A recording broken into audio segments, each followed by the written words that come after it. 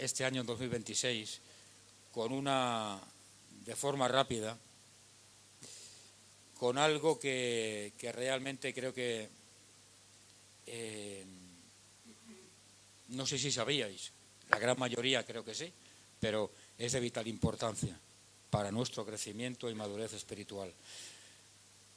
Yo casi diría que roza lo que sería el punto doctrinal. Vamos a Juan, Evangelio de San Juan, capítulo 9, verso 1.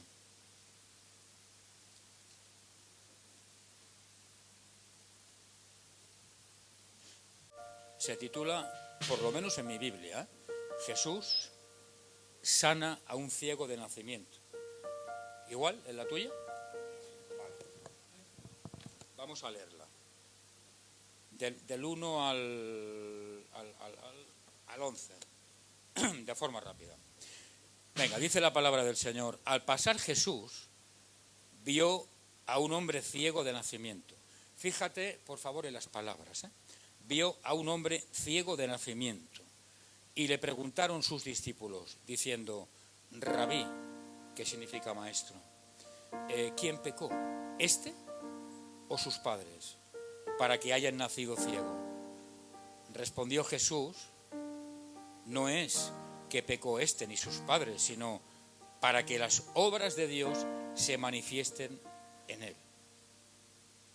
Me es necesario hacer las obras del que me envió, entre tanto que el día dura, la noche viene, cuando nadie puede trabajar. Entre tanto que estoy en el mundo, luz soy del mundo, dijo Jesús. Dicho esto, escupió en tierra e hizo lodo con la saliva y untó con el lodo los ojos del ciego y le dijo, ve a lavarte en el estanque de Siloé, que traducido en hebreo significa enviado. Fue entonces y se lavó y regresó viendo. Entonces los vecinos y los que antes le habían visto que era ciego decían, ¿no es este el que se sentaba y mendigaba? Unos decían, él es, y otros, a él se parece. Él decía, yo soy. Y le dijeron, ¿cómo te fueron abiertos los ojos? Respondió él y dijo, aquel hombre que se llama Jesús hizo lodo, me untó los ojos y me dijo, ve al Siloé y lávate. Y fui y me lavé y recibí la vista. Tony, ¿puedes orar, por favor? Estás de pie.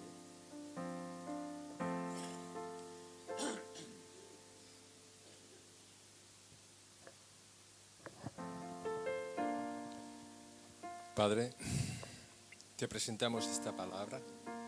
Te damos gracias, Señor. Te damos gracias por este culto, te damos gracias por la palabra. Te damos gracias, Señor, porque sin ella nosotros andaríamos desgarriados, Padre. No tendríamos una referencia donde cogernos, Señor. No sabríamos qué hacer, Padre. Tú eres nuestra guía, tú eres el que nos muestra el camino. Tu palabra es la que nos lleva por los sitios adecuados. Tu palabra es la que nos dirige, tu palabra es la que nos hace ver la grandeza tuya, Señor. Todo lo que nosotros podemos hacer, ahí está puesto, Señor. Te damos gracias, Padre. Abre nuestros oídos espirituales. Abre, Padre, nuestros ojos espirituales también, para que podamos entender, comprender lo que el pastor nos quiere enseñar. Todo lo que tú haces, todo lo que tú quieres, está ahí, en esa palabra. Ayúdanos a entenderla y a comprenderla, Señor. Amén y amén. Muy bien, hemos leído 11 versículos de este capítulo 9. Y como decía, iglesia, para mí es una parte de la escritura que prácticamente está rozando la doctrina. Y ahora lo veréis. Vosotros sabéis que la Biblia, todo lo que hay en la palabra, es verdad, ¿no? No hay nada que sea mentira.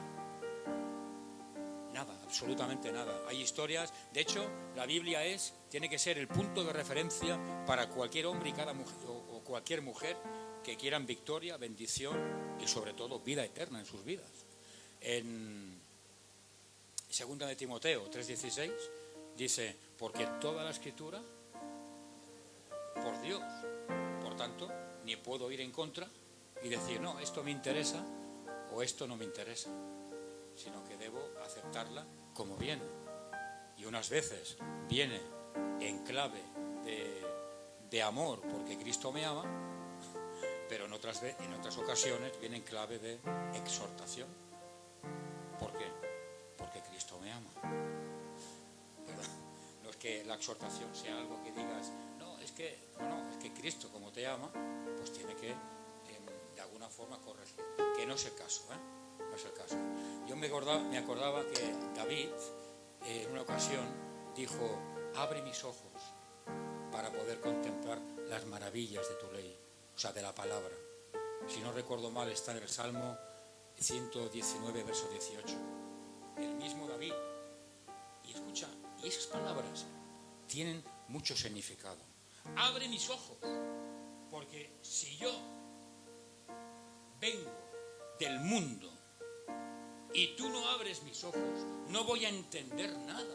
Leeré la Biblia 1000 veces desde Génesis a Apocalipsis y no voy a ver, ni a entender, ni a comprender nada, porque es un milagro el hecho de que tú y yo podamos sentir a Dios y podamos entender esto que está en este maravilloso libro. ¿Entiendes? Amén, iglesia. Me hace mucha gracia a veces oír por la televisión o por la radio teólogos que dicen: no, es que yo he leído cuidado, no confundamos la teología con la conversión correcta y genuina. Uno puede ser teólogo y no puede ser cristiano. Cuidado con eso, Pues la teología es una carrera universitaria. Amén. Y muchos dicen: no, es que yo he leído la Biblia tantas veces del principio hasta el fin, y el significado de esto y de lo otro, y uno se pone las manos a la cabeza y dice: pero este hombre no... Bueno, claro, tiene que nacer de nuevo, es normal. Y en una parte de la Escritura nos encontramos precisamente con este texto que hemos leído. Un texto maravilloso. Una historia de un hombre que realmente pues es sanado, pero que realmente es ciego desde que nace. ¿Entendéis? Y claro, esto es un proceso que quiero que veas. Es un proceso por el cual Dios nos muestra todo el procedimiento hasta que nos da la visión o la vista espiritual. ¿Entendéis? Es un proceso, un procedimiento. Por eso es una parte de la Escritura maravillosa. Pero maravillosa. ¿Alguien se acuerda que dice en el Evangelio de Juan, capítulo 3, verso 3? El que no, ¿qué? El que no naciere de nuevo, ¿qué? ¿Qué le pasa a esa persona? ¿Se va a morir? No podrá entrar, ¿dónde? En el reino de Dios. Una vez predicamos sobre el reino. ¿Qué es el reino de Dios? Es un mundo espiritual.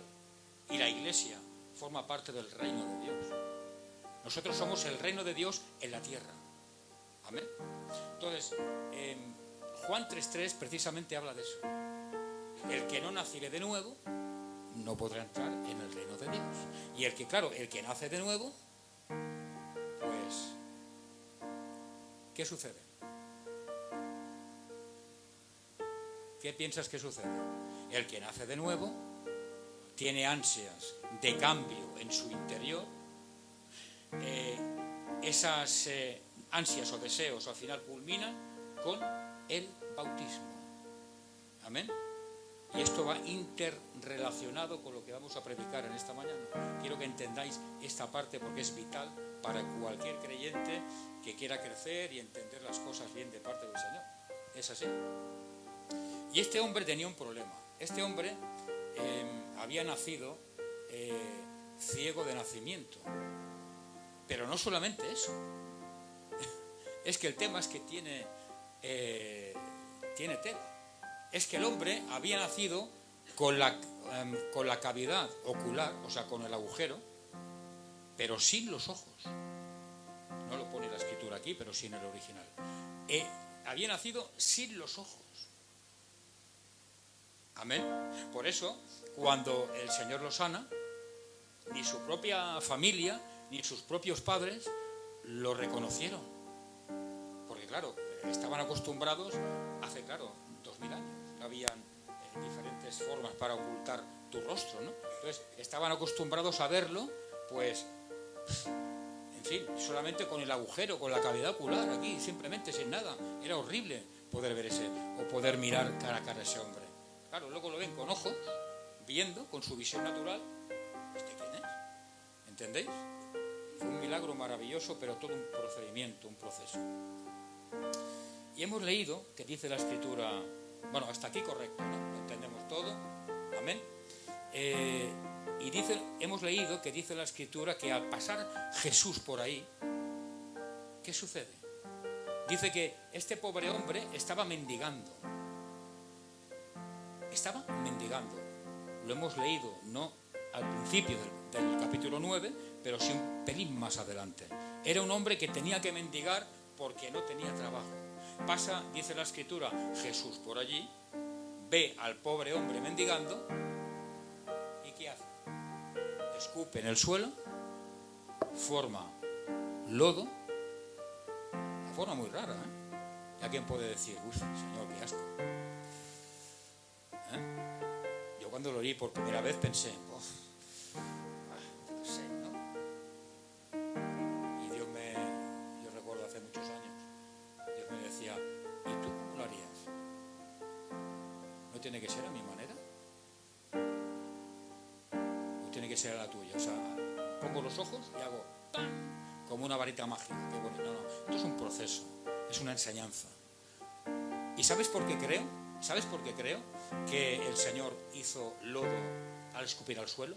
Para que tú y yo y toda la Iglesia universal de todos los tiempos y años se fije en este milagro. Porque al tú pensar y empezar a fijarte en que Jesús escupió, uno puede pensar, ¿no? Y al pensar, ya te has fijado. Ya dices, a ver, ¿y ahora qué? Y es como que uno pone más atención. ¿Entiendes? Estamos tan acostumbrados, ¿verdad? Jesús sana, Jesús libera, Jesús limpia a los leprosos, Jesús levanta a este, levanta al otro, que bueno, que ya... No. Y es como que desvalorizamos a Cristo, lo desvalorizamos. Y por eso creo que Jesús lo hizo de esta manera, para llamar la atención de toda, diríamos entre comillas, el público, ¿no? ¿Y qué hizo el Señor? Hizo lodo, le puso en la cavidad ocular. ¿Y qué sucedió? ¿Qué le dijo? Ahora le dijo concretamente, ve a lavarte, pero fíjate en la forma, ve a lavarte en el estanque de Siloé, que traducido en hebreo significa el enviado, o sea, Jesús, él mismo. Pero fíjate en la forma. No porque es que esto es muy importante que lo entendamos. No le dijo al ciego, ve al estanque de Siloé, de forma genérica. Le dijo, ¿dónde está? Ve a lavarte en el estanque de Siloé. Las formas gramaticales y verbales son imprescindibles. O sea, ¿qué le quiso decir el Señor? Porque uno puede ir a lavarse, ¿verdad? Mojarse 2 gotitas de agua, no, ve a lavarte en el estanque, o sea, entra dentro de las aguas. Eso es lo que significa. Entra dentro de las aguas del estanque de Siloé. ¿Me sigues? ¿Y eso qué simboliza? ¿Qué nos habla de esto? Del bautismo. Del bautismo. Amén. Le dice, ve a la ve a lavarte en el estanque de Siloé. Pero fíjate la traducción en hebreo, es que no hay casualidades. Entonces, quiero que entendamos esto, pero perfectamente bien. Como digo, no hay casualidades. Que el Señor, para que el Señor le dijera a este hombre, ve a lavarte al estanque de Siloé, que la misma Biblia nos está diciendo aquí concretamente, y está escrito, que significa en hebreo el enviado. Es como que le estaba diciendo, y ahora quiero que de alguna forma quede plasmado, quiero que quede escrito, quiero que quede registrado, que debes ir a lavarte a través de mí, en las aguas. ¿Me entendéis? No que te laves con 2 gotitas en los ojos, en la cabeza, o que aquí tienes una motita y que te limpies. No, que te sumerjas, que te laves en el estanque de Siloé, que soy yo. Que te bautices en el nombre del enviado, que soy yo, que soy Jesús. ¿Entiendes, iglesia? Hasta aquí me va siguiendo. Es importante que lo entendamos. El Señor le estaba diciendo que se lavara, ¿vale? Que se bautizara en su nombre, en el nombre de Jesús. Y como digo, Él estaba dejando, o estaba mostrando, diríamos, pues una lección, no solamente para aquel momento, sino para hasta el día que el Señor llegue en su venida a por la iglesia. ¿Y qué lección pensáis que Él estaba de alguna forma que nos estaba indicando a través de esta enseñanza? ¿Qué pensáis? Que nos era necesario ¿qué? Nacer de. ¿Y cómo se nace de nuevo? Mira. En este mismo libro de San Juan, en el capítulo 3, verso 3, ¿qué nos dice la Escritura? ¿Alguien lo sabe? Capítulo 3, verso 3. Tony, ¿puedes leerlo, por favor? San Juan, capítulo 3, verso 3. Di lo que dice.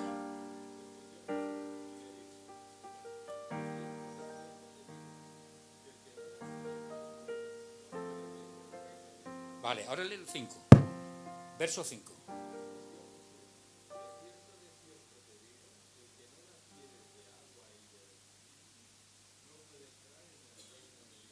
Compañero, ahí está el quid de la cuestión. O sea, el bautismo no salva, claro que no, el que salva es Cristo. Pero, ¿puedes volver a repetir el verso 5?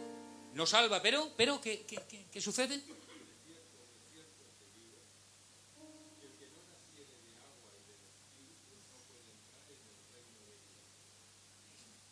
¿Y qué es el reino de Dios? Hemos dicho, es algo espiritual y la iglesia forma parte del reino de Dios. Por tanto, el Señor no ve con buenos ojos que la gente no se bautice.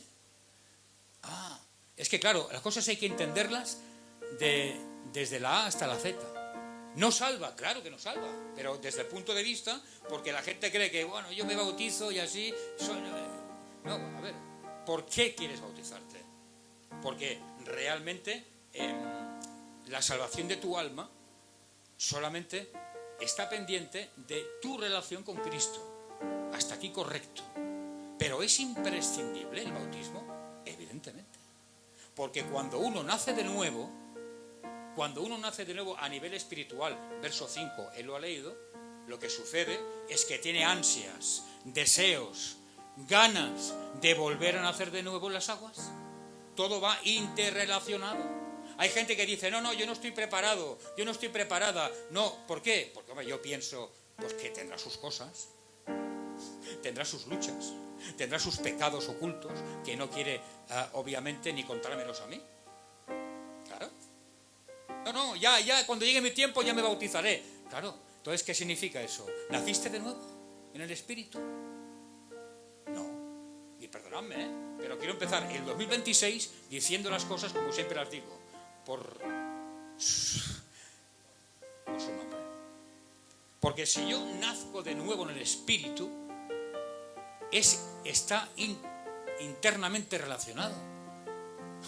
Tengo que nacer también de nuevo por las aguas para poder, ¿qué? Al final, entrar en el reino de los cielos.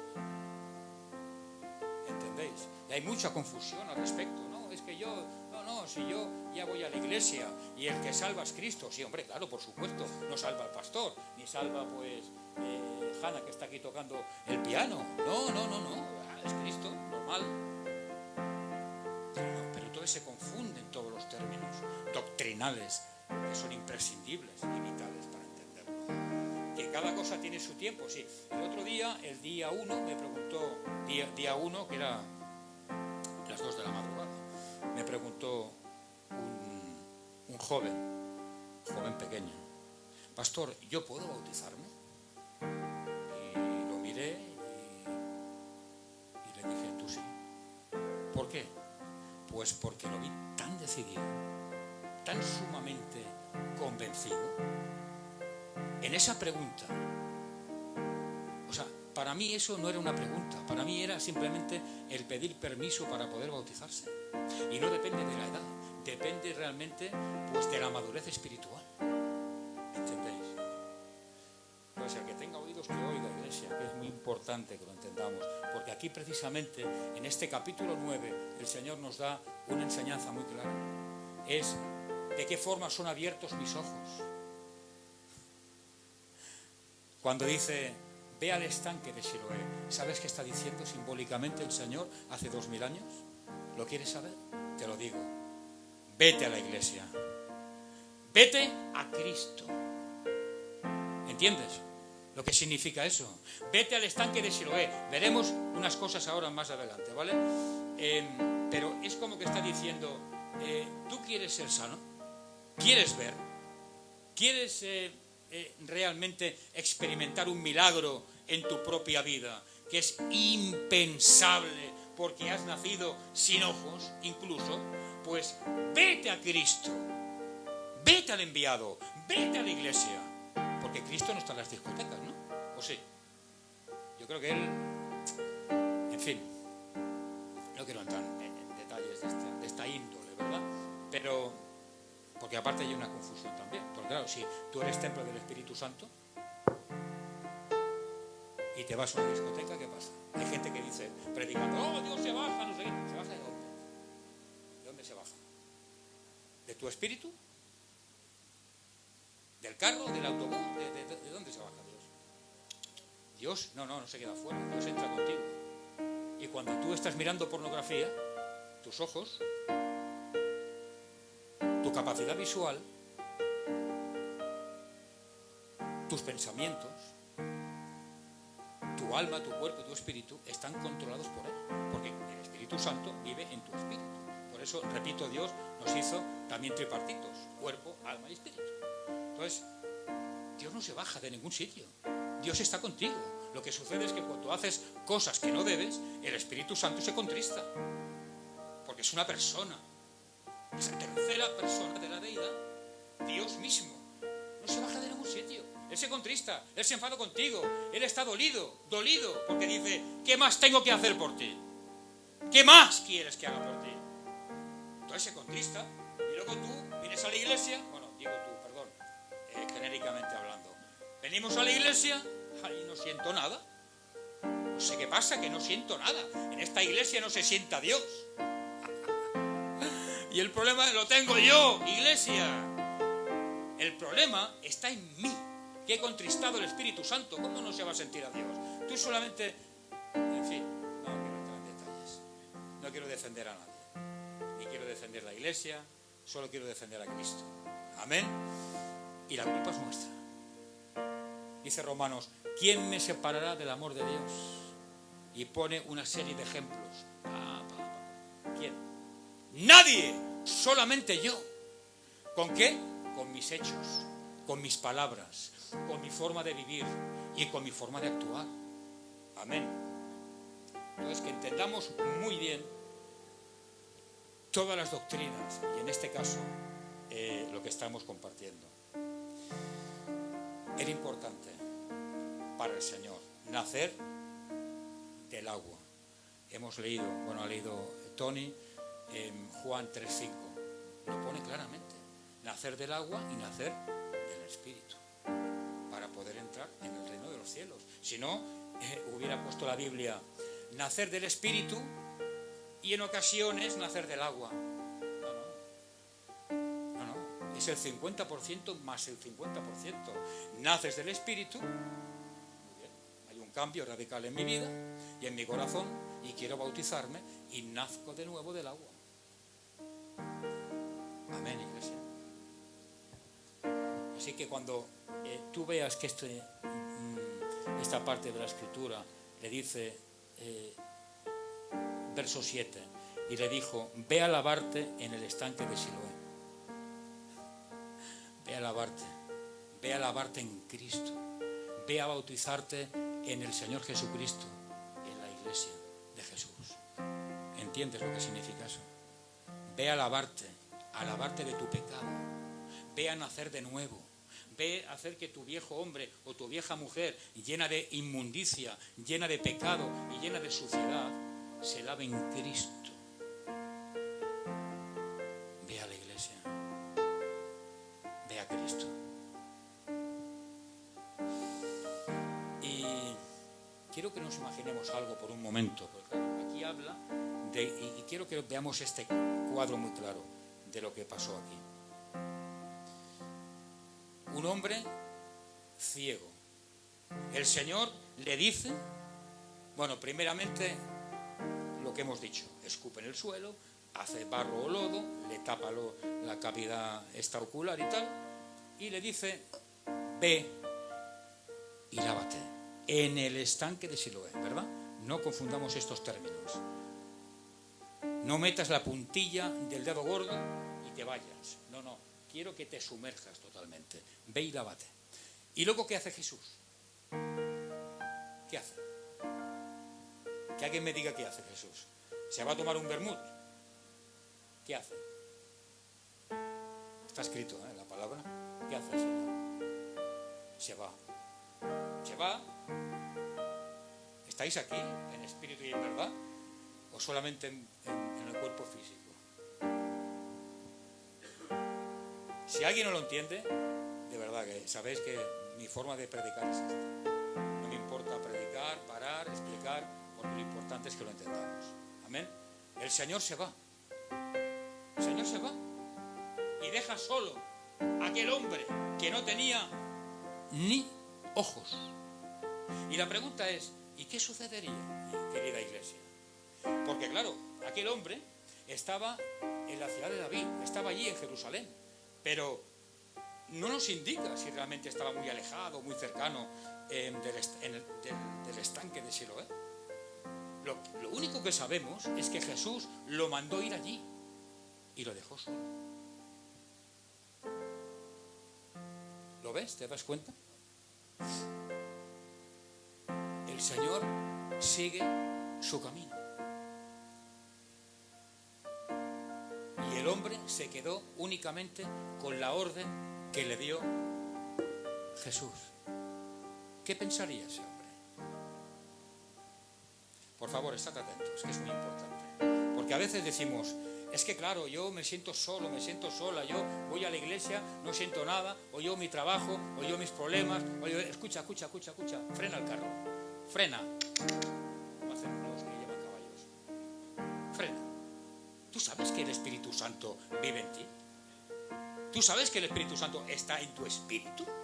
Esta gente, porque aquí aún no se había fundado la iglesia en Pentecostés. Por tanto, el Espíritu Santo no estaba en ellos. ¿Entiendes lo que es eso? Ellos estaban con Cristo, sí, es verdad, estaban con Él. Pero es que en este caso, precisamente hablando, el Señor se había ido, lo había dejado solo. Y ese pobre hombre estaba ciego, sin el Espíritu Santo, que lo aconsejara, que le hiciera compañía, que lo levantara o que lo restaurara. Estaba solo, iglesia. Y el Señor se va por su camino y le da un mandato y le dice: ahora vete al estanque de Siloé, ¿Qué pensaría ese hombre? ¿Cuántas veces le fallamos al Señor? Teniendo o siendo templo del Espíritu Santo. ¿Cuántas veces? ¿Cuántas? Pues te lo diré yo. Muchas. Porque mira, cuando estamos en el fuego de Dios, entre comillas, cuando estamos, entre comillas, en la electricidad del culto, ¿verdad? El fuego de Dios, las alabanzas, no sé, en fin, el mover de Dios, todo parece ser muy bonito.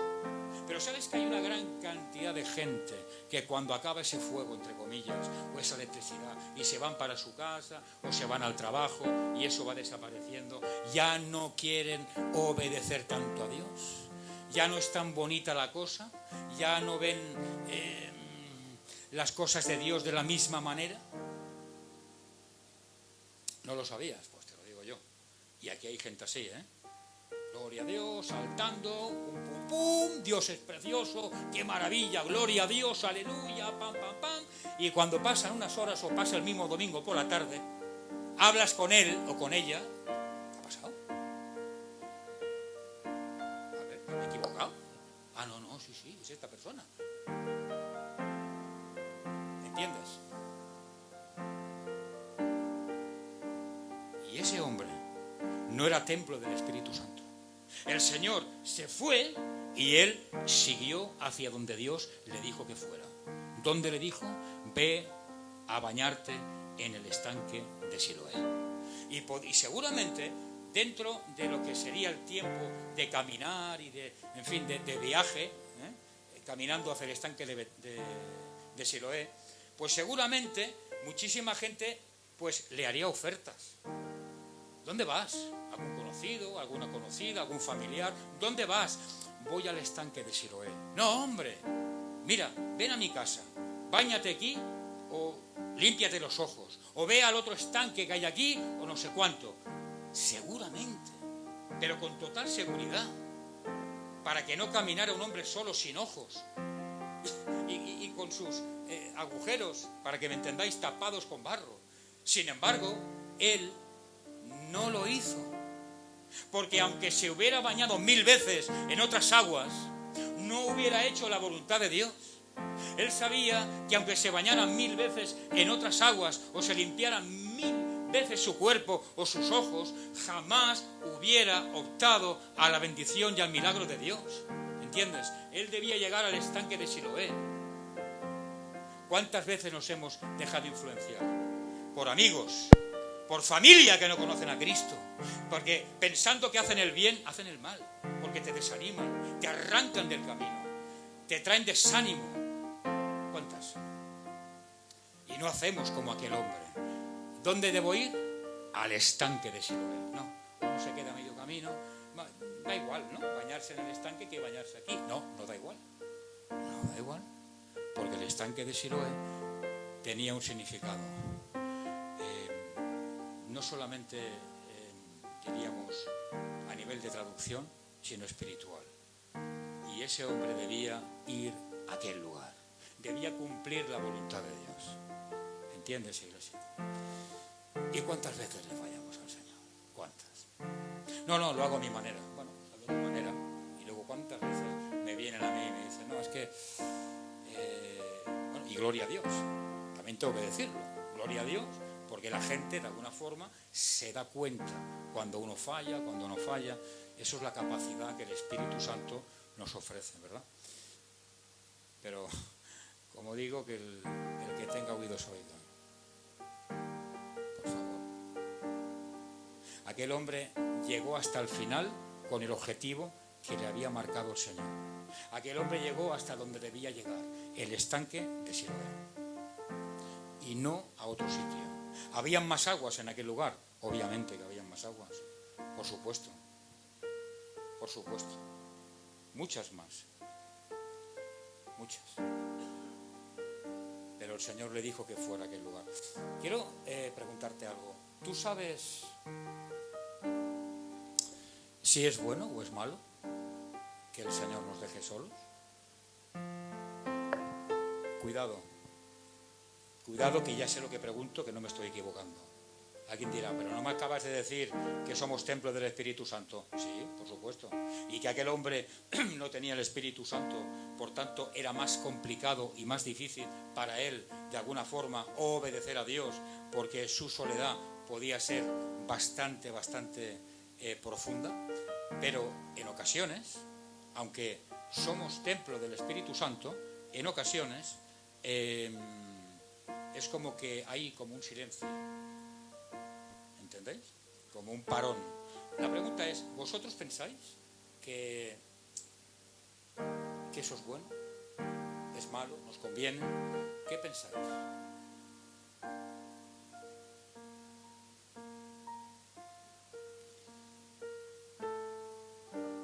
¿No va?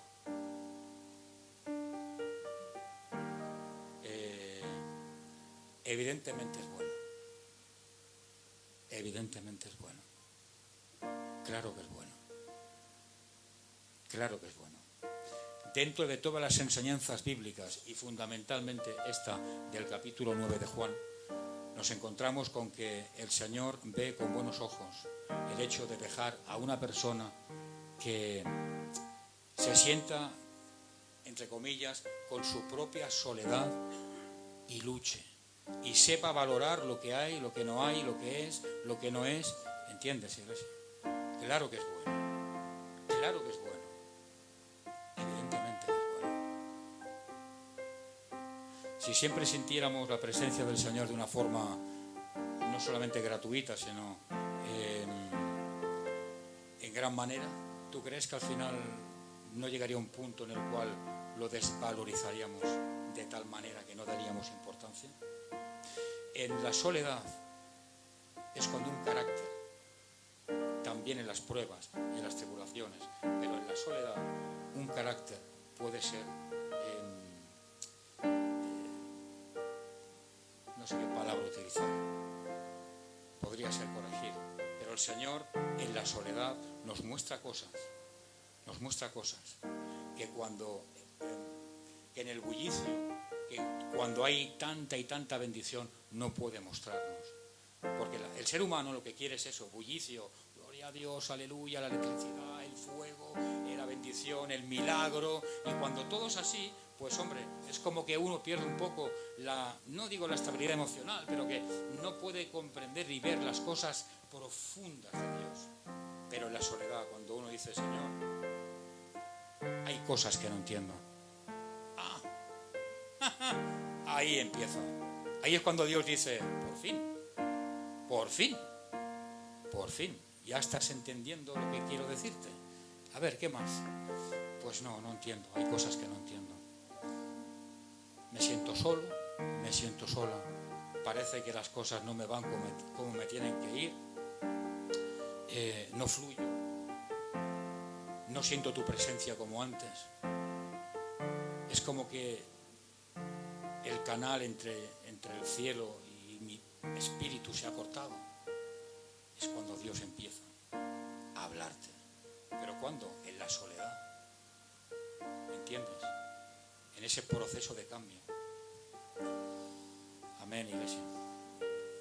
Así que, repito, cuando vuelvas a leer la próxima vez en este capítulo 9, vete o ve a lavarte en el estanque de Siloé, que no sino en el estanque de Siloé. Significa, traducido al siglo XXI, ve a la iglesia y bautízate en mi nombre. Amén, iglesia. Y cuando este hombre llega al estanque de Siloé, ¿qué sucede? Empieza a lavarse, empieza a contactar con el agua, se sumerge, pero dice la Escritura que inmediatamente ese hombre fue sanado. Y por primera vez ese hombre pudo ver. ¿Y qué hizo el Señor simplemente? Pues colocar en sus cavidades oculares polvo mezclado con saliva. No hizo nada más. Y le dio una orden. Haz esto. como cuanto tantas veces el Señor decía, haz esto y vivirás. Y uno dice, bueno, sí, ya lo haré, ya lo haré. Escucha, ¿qué pasó con Adán? ¿Cómo nació? ¿Cómo Dios creó a Adán? Del polvo de la tierra. ¿Te acuerdas? Porque Eva, Dios la creó ¿de quién? De Adán. Pero el primer ser creado fue Adán, y lo creó del polvo de la tierra. Y del polvo de la tierra hizo que este milagro fuera realmente real, ¿no? El polvo de la tierra mezclado con... En fin, las cosas son a su manera, no a la nuestra. Y si alguien se pregunta, ¿estaré en el lugar correcto? ¿Estaré en el lugar que Dios me quiere? ¿Donde Dios puede moverse? ¿Donde pueden haber milagros o no? Escúchame, te digo yo, estás en el lugar correcto. ¿Sabes por qué? Porque donde el Señor se puede mover con libertad, donde el Señor puede manifestar su gloria, ese es un lugar donde realmente es correcto para tu vida y para tu salvación. ¿Entiendes? Escucha, mira, quiero acabar dando dos pinceladas a este tema. En marzo, ¿cuándo empezó la pandemia? ¿En él?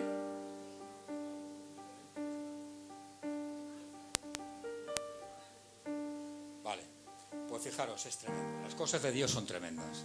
Marzo del 2020, ¿no? Vale, pues mira, en marzo precisamente del 2021, sucedió algo espectacular. Y es que Israel estaba padeciendo una sequía de más de 6 años. Y en marzo del 2021, que yo no me acordaba del tema de la pandemia, un año después de la pandemia, es curioso, o inmersos en la pandemia, empezó a llover en Israel. De tal manera que el Señor acabó con toda la sequía que hubo en Israel.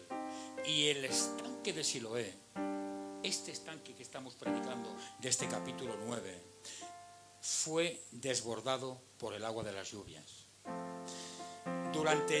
Escuchad esto, por favor, durante siglos.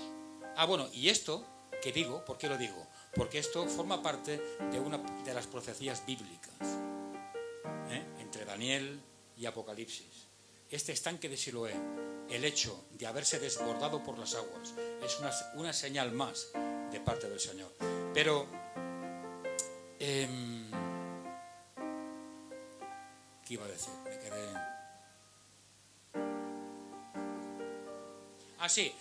iba a deciros que durante muchos siglos, todos los estudiosos de la Biblia, eruditos bíblicos, el mundo de la arqueología, todos decían que el estanque de Siloé no existía.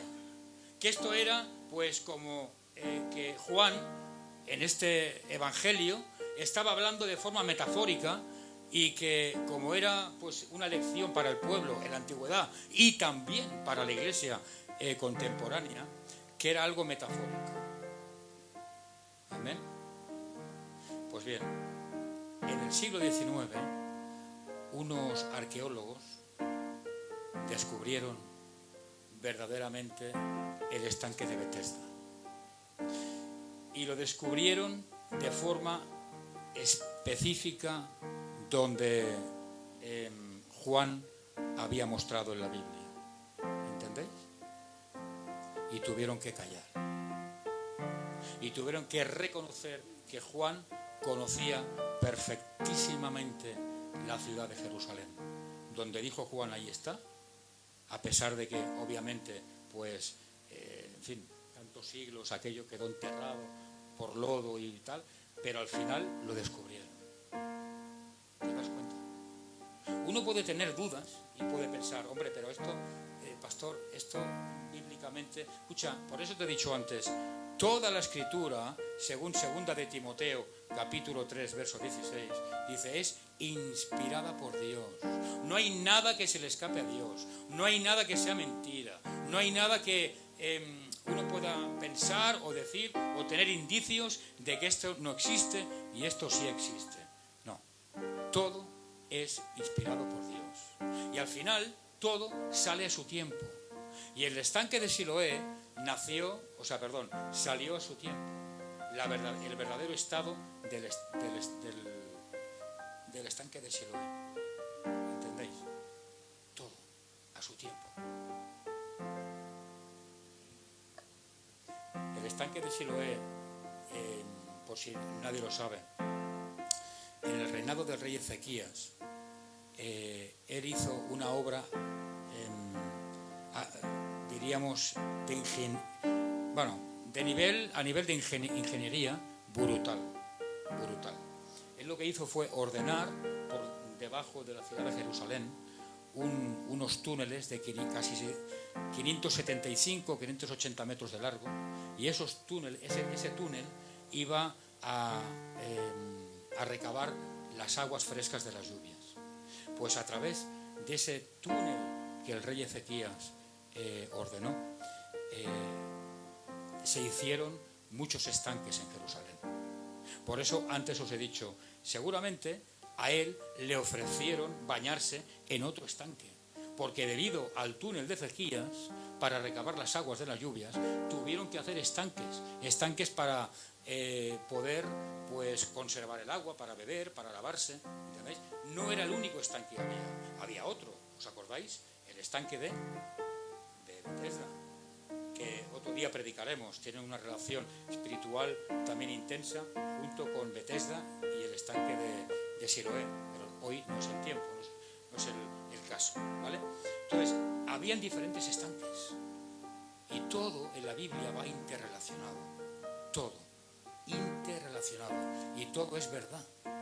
Así que por favor, iglesia, aunque yo sé que tú sabes que es verdad,